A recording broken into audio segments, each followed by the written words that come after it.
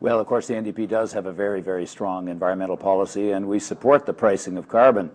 You know, the reports that the Suzuki Foundation has put out recommend alternatives, and we welcome the discussion.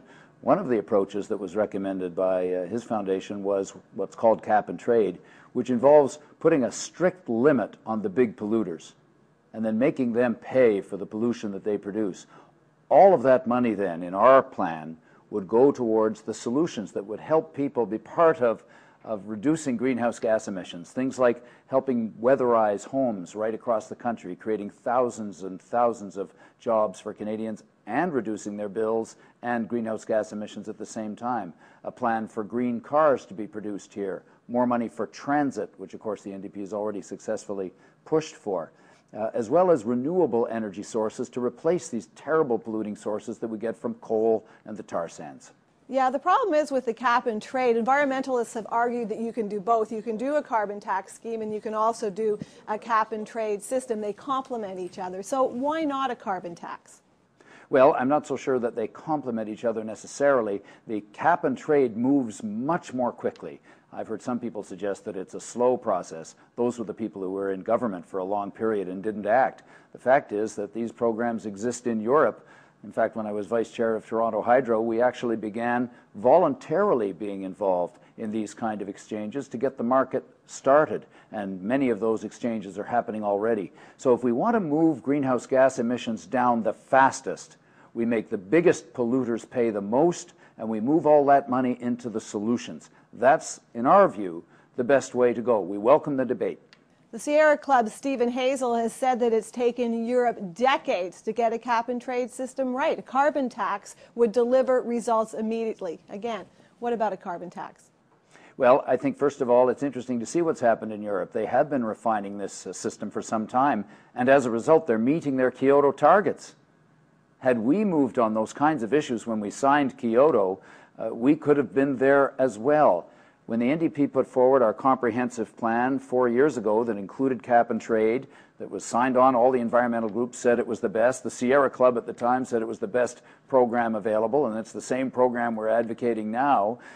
We could have achieved our Kyoto targets if those strategies had been put in place. Now, of course, we've fallen badly behind. But we think that Canadians want to be involved in the solutions here, and they don't think that the big oil and gas companies, who are some of the ones supporting this carbon tax idea, by the way, whereas the cap and trade is supported by people like Barack Obama, even Senator McCain. So it means it's going to be happening in North America. We should be a part of that solution. We should be leading, in fact.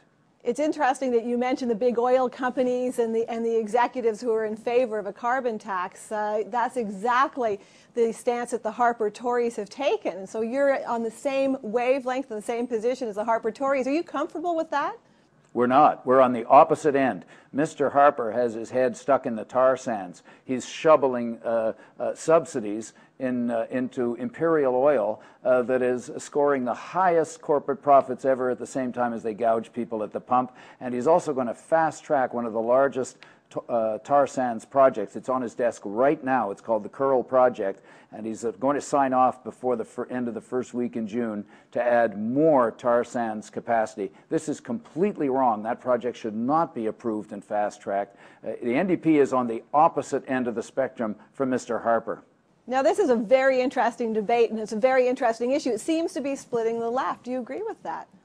Oh, no, I think what's happening here is there are various people bringing forward ideas about how we can put a price on carbon. And we welcome that discussion. It's a good discussion. And I encourage people to engage in it.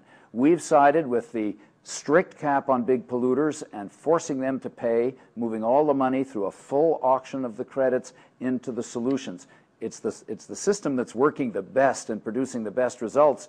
It's where the Americans are going to go under the leadership of whether it's Obama, who's been very clear on it, or even Senator McCain, should he end up in the White House. So let's be part of that. It's the strategy that's been adopted by Gary Dewar in Manitoba, and it's winning converts the more people think about it, and we welcome the debate. We welcome the debate amongst our friends. Let's get it right. How does it feel, Mr. Layton, to be publicly denounced by the environmentalists? Usually you're on the same page and you're their star. You're the poster boy for the environmentalists. Well, for example, when we came forward with a concern about biofuels and the way in which that was unfolding, it was actually the NDP that stepped out on that one, and then we had discussions, and more people have come to agree. I think this kind of respectful debate is good. And in fact, the plan that the NDP has advanced was welcomed and celebrated by environmentalists, as is my bill, which will be voted on in 2 weeks in the House on third reading, which would take Canadian emission targets down to 80% below 20 in 2050. This is the target that was established by Global Science right out of the David Suzuki handbook, and we're going to stay on that track and try to deliver those results. I think that's what Canadians want, and let's have a good, respectful debate about how to get there.